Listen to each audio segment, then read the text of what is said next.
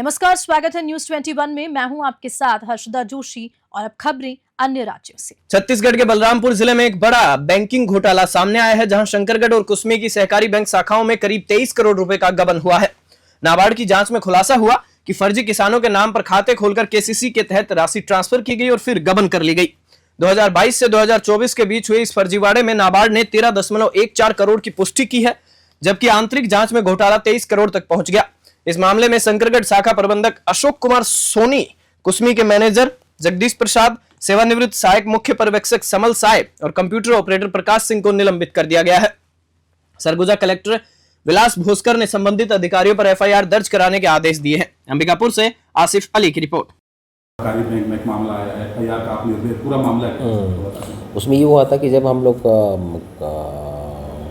Board of director की meeting लेते थे, उसमें आरबीआई के जो लोग आए थे, रिप्रेजेंटेटिव नाबार्ड के भी आए थे, उनके द्वारा एक कंप्लेंट किया गया था कि एक फर्जी खाता खोल के उसमें किसानों का जो पैसा है उसमें धीरे धीरे ट्रांसफ़र करते हैं 10,000, 15,000, 1.5 लाख, 60,000, और वो फर्जी खाते से फिर अलग खाते में ट्रांसफ़र करके फिर वो कैश निकालते हैं। उसके संदर्भ में फिर हम लोगों ने ये जो कुसमी और शक्करगढ़ का है, उसमें हम लोगों ने एक कमेटी का गठन किया था सीईओ की अध्यक्षता में। बाकी एलडीएम बैंक मैनेजर भी थे, बाकी हमारे ट्रेजरी से भी लोग थे। तो उसमें पूरा जांच किया है। जांच में अभी हम लोगों ने सिर्फ 3 अकाउंट का जांच किया है। 3 अकाउंट में ही 23 करोड़ के आसपास हमें ऐसा राशि मिला है कि जो अन्य अलग अलग किसानों के खाते से उस खाते में ट्रांसफ़र, फिर उस खाते से दूसरे खाते में, फिर दूसरे से तीसरे में, और तीसरे से फिर कैश निकालते थे।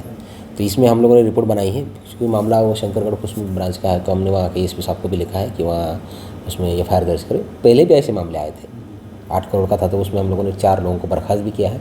उसमें एफआईआर भी हुआ है, कुछ लोग अरेस्ट भी हुआ है। तो ये लगातार आ रहा है। तो हम लोगों ने एक स्पेशल ऑडिट करवा के ऑडिटर के माध्यम से ऑडिट भी करवाया है। उसमें अभी 3 खातों का चेक किया है। आगे भी हमें बहुत सारे खाते, 4,500-5,000 खाते, उसका भी चेक करवाएंगे। बिल्कुल होगी, क्यों नहीं। उसमें हम लोगों ने एफआईआर तो करा रहे हैं, बाकी लोगों को असेसमेंट भी किया है, डीई करके उसको ये करके उसके आगे बर्खास्त भी करेंगे।